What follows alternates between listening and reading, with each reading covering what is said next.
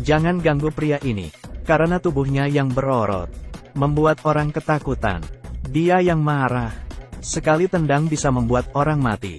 Tapi orang seperti ini justru ditahan di sebuah kontainer. Kebetulan saat polisi khusus bertugas menyadari keberadaan kontainer itu. Saat dibuka baru tahu pria kuat itu sedang ditahan. Pria ini memiliki tato kalajengking menakutkan di punggung. Di sampingnya terletak alat penyiksa yang bernoda darah.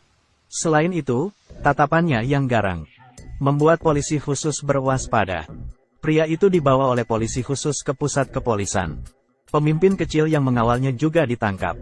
Tapi anehnya, tidak ada informasi tentang pria itu dalam sistem kepolisian. Jadi mereka berencana untuk menanyakan informasi dari pemimpin kecil itu. Saat tim beritahu dia tentang pria di kontainer itu, dia panik, sangat ketakutan, dan memberitahu tim SWAT bencana sudah mendekat.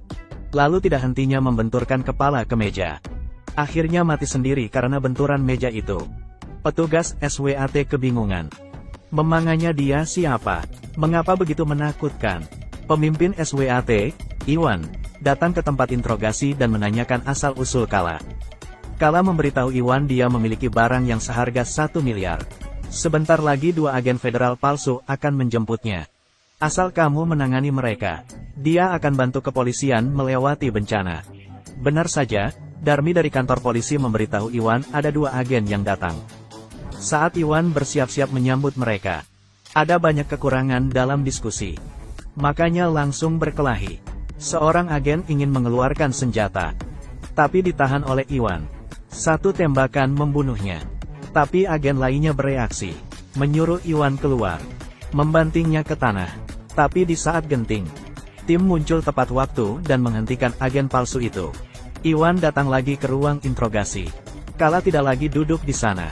Dia malah muncul dari belakang. Iwan mengeluarkan senjata dengan cepat. Tapi Iwan kalah cepat dari Kala. Menyingkirkan senjatanya dengan mudah. Iwan telat meresponnya.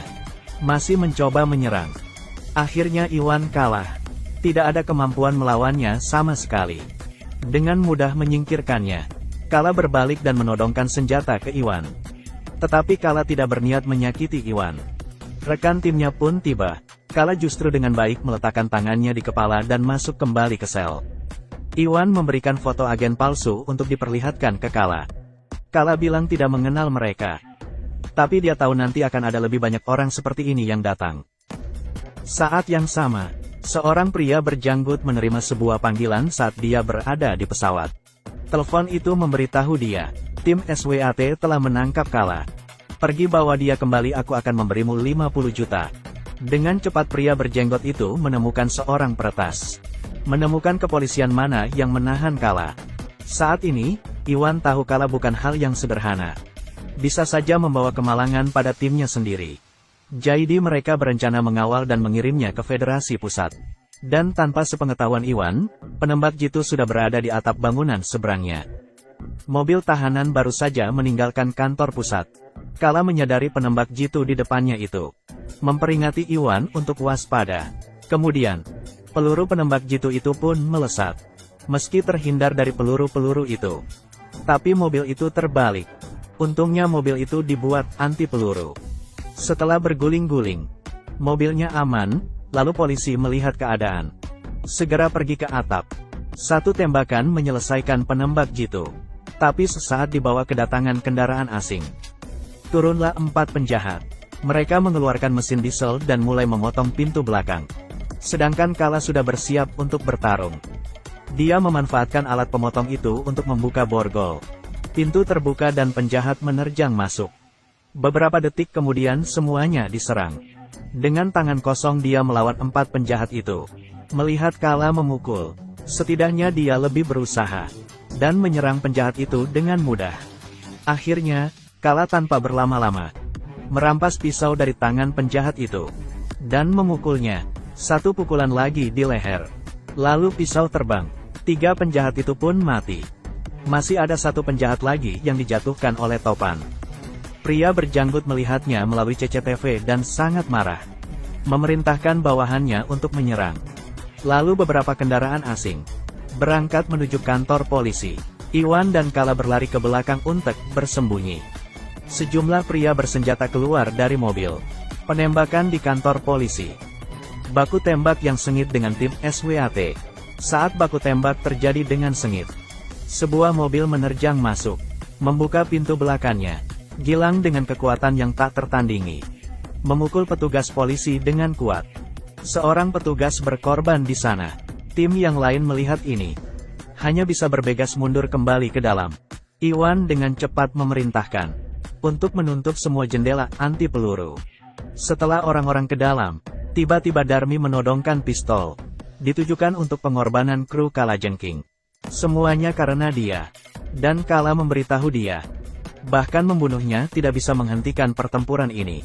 Saat itu juga, tiba-tiba semua lampu yang berada di kantor polisi padam. Ternyata perentas yang merentas sistem kepolisian, memutus semua koneksi dengan dunia luar. Kala memberitahu semuanya di luar sana adalah tentara profesional, memiliki kekuatan tempur yang kuat. Mereka akan mencoba mengisolasi kalian dengan cara apapun. Mengancam kalian, menemukan kelemahan kalian dan menyerangnya. Saat semua orang kebingungan, telepon tiba-tiba berdering. Itu dari pria berjanggut. Iwan menyalakan speakernya. Tapi yang diucapkan oleh pria berjanggut sudah diucapkan Kala sebelumnya. Iwan langsung menutup teleponnya, karena dia tidak akan bersepakat dengan teroris. Dia segera membuat rencana pertempuran. Membagi-bagikan tugas ke orang-orang. Pertama, mereka membawa agen palsu yang sebelumnya, memakaikan baju Kala padanya. Kemudian buka pintu anti peluru. Kala berpura-pura menyerah, perlahan didorong untuk negosiasi. Sejumlah petugas mulai menyebar di sekitar jendela di setiap lantai, menunggu para penjahat di luar datang menemui mereka. Habisi dengan sekali serang. Saat akan memasuki perangkap, tiba-tiba mereka mendapat perintah. Semuanya bergegas kembali menjauh. Ternyata ada mata-mata di kepolisian. Ada reflektor yang mengirimkan sandi Morse. Makanya dia menarik pasukannya. Mata-mata juga membiarkan satu agen palsu keluar. Juga memberitahu dia untuk memutuskan daya kecadangannya. Semua jaring anti peluru polisi akan dibuka. Tiba-tiba ada yang datang. Leher mata-mata itu langsung dipatahkan. Ternyata Darmi yang datang. Agen palsu segera kabur. Papan cadangan polisi mengalami kerusakan. Masih juga melancarkan serangan yang sengit ke Darmi. Sekejap Darmi dilumpuhkan. Pada saat yang tepat, Iwan menembak dari arah belakang, membunuh mereka. Saat ini pintu anti peluru yang di luar perlahan-lahan juga terbuka. Semua penjahat berkerumun, menyerang masuk ke arah kantor polisi. Orang-orang tak berdaya, hanya bisa mundur ke belakang. Dan beberapa petugas SWAT yang tertinggal bertarung sengit dengan para penjahat. Tapi karena lawan lebih kuat, ada dua anggota tim tertembak. Seorang petugas di akhir saat-saat kritis menarik granat dari tubuhnya, gugur bersama dengan para penjahat. Saat itu, Darmi yang lengah tiba-tiba diserang dari belakang. Pistol itu ditembak. Ternyata gadis itu adalah kekasih pria berjanggut. Keduanya bertarung dengan jarak dekat. Pertarungan antara dua wanita cantik. Bisa dibilang sangat hebat. Keganasan yang tidak kalah dari pertempuran laki-laki. Dua orang yang sama kuat. Saat pertarungan sengit itu berlangsung, tiba-tiba Darmi diserang. Dia langsung terjatuh.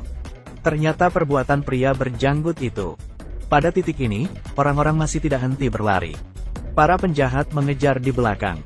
Saat di tikungan, entah dari mana Kala dan Galing tiba-tiba muncul, meminta mereka tiarap. Kemudian bising pertempuran dimulai. Kala harus bertindak. Sekelompok penjahat tak punya waktu membalas. Langsung jatuh ke tanah. Ini baru Kala yang ditakuti orang-orang. Kalajengking menuntun semuanya ke saluran ventilasi, mengeluarkan mereka dengan aman. Tapi Iwan dan Kala memilih untuk tinggal. Karena Iwan tidak bisa meninggalkan Darmi. Dan Kala harus menemui pria berjanggut itu. Saat kedua pria itu sedang mencari, tiba-tiba pria berjanggut itu menyerang. Iwan berguling menuruni tangga. Sedangkan Kala bergegas lari keluar. Tiba di lapangan latihan kepolisian. Lalu kedua orang itu mulai bertempur. Setelah pertempuran senjata yang sengit, Kala yang lengah terluka. Sedangkan pria berjanggut itu kehabisan peluru. Dalam tangannya Kalajengking sangat marah. menerbangkan sebuah tendangan ke tubuh pria berjanggut itu. Langsung menghabisi hidupnya. Saat Iwan menuruni tangga, dia bertemu dengan wanita berambut panjang itu. Langsung bertarung bersama wanita itu. Iwan yang belum pulih ditendang langsung ke atap oleh wanita berambut panjang itu. Lalu dia naik ke atas tubuh Iwan dan menyerang. Iwan membalasnya dengan cekatan mendorongnya menjauh. Saat wanita itu kembali menyerang, Iwan menghindar ke samping, membuat wanita berambut panjang itu langsung terjatuh. Wanita itu terjatuh dan hidupnya juga berakhir. Kala juga memberitahu kepada mereka status dirinya yang juga seorang tim SWAT. Informasi yang diperoleh dari teroris juga diberitahukan ke Iwan. Saat ini, Darmi tiba-tiba menembak Kala, merebut chip yang berada di dalam giginya, lalu kabur memasuki hutan. Sedangkan Iwan ikut mengejarnya. Tiba-tiba Darmi menyerang lagi. Menyerang Iwan dalam satu serangan. Tapi Iwan kali ini tidak bersikap baik sama sekali. Dia langsung balas menyerang, menginjak Darmi di bawah kakinya. Berhasil menaklukkan akhir film. Tim yang melarikan diri mencari bala bantuan. Darmi berhasil ditangkap dan mengembalikan chipnya. Saat Iwan mengidentifikasi tubuh Kala itu, baru menyadari itu bukan Kala. Tapi Iwan memilih untuk diam. Kala berhasil kabur. Iwan juga berhasil melewati hidup bahagia dengan istrinya.